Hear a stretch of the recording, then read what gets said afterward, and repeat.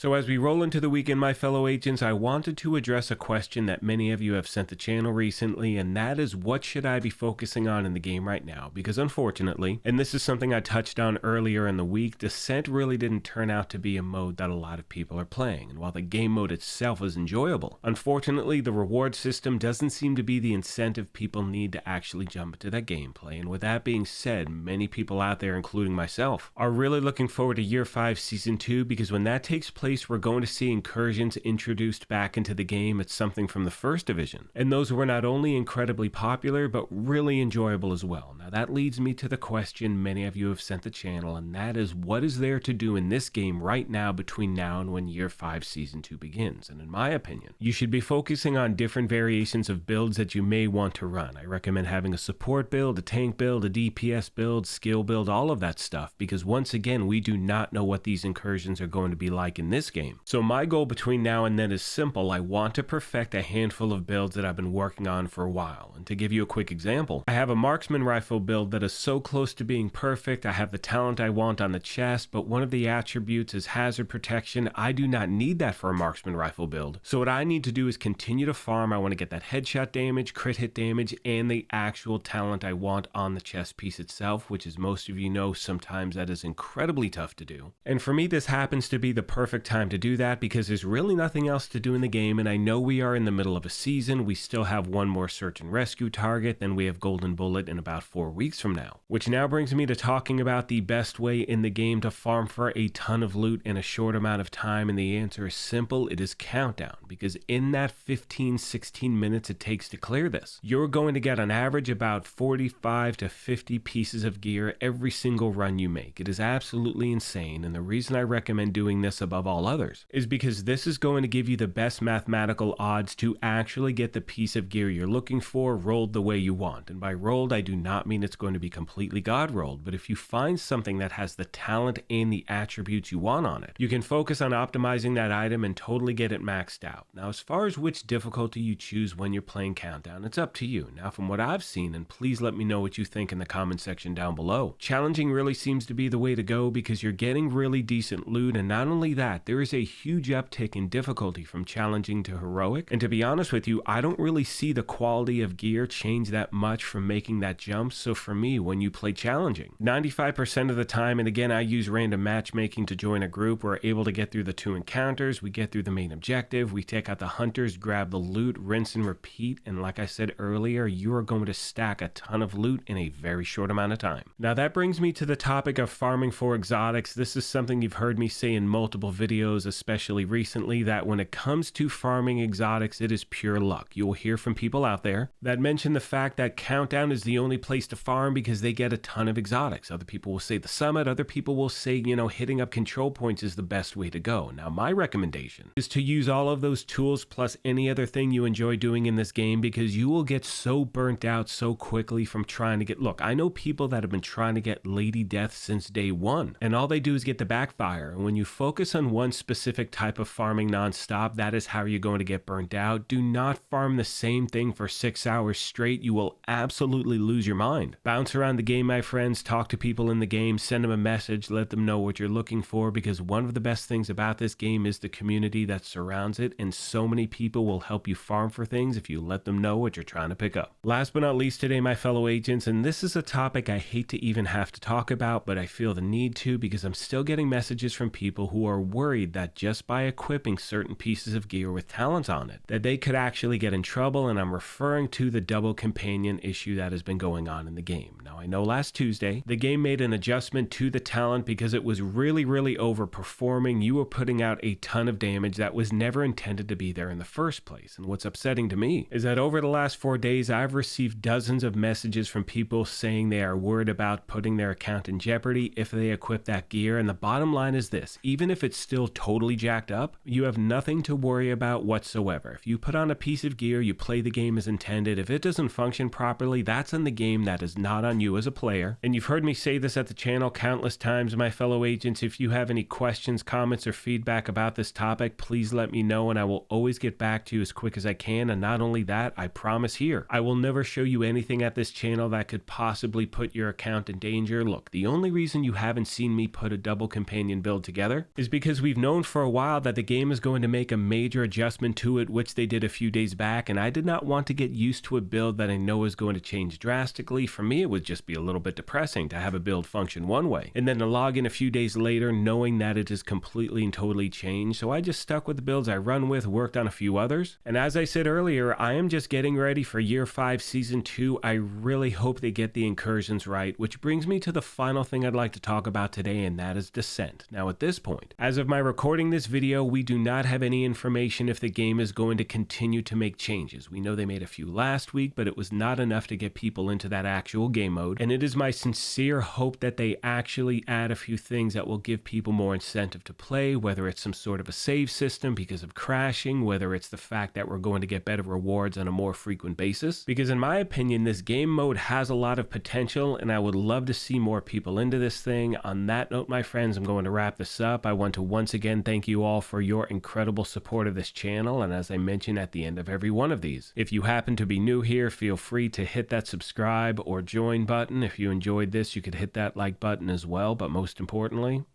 take care of yourselves, be kind to each other, and we will talk to you soon. Thanks again, everyone.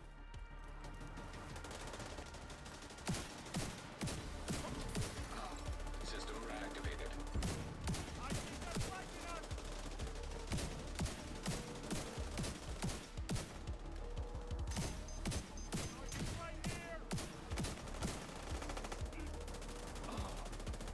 Shoot off a flare so Torres knows you're ready to go.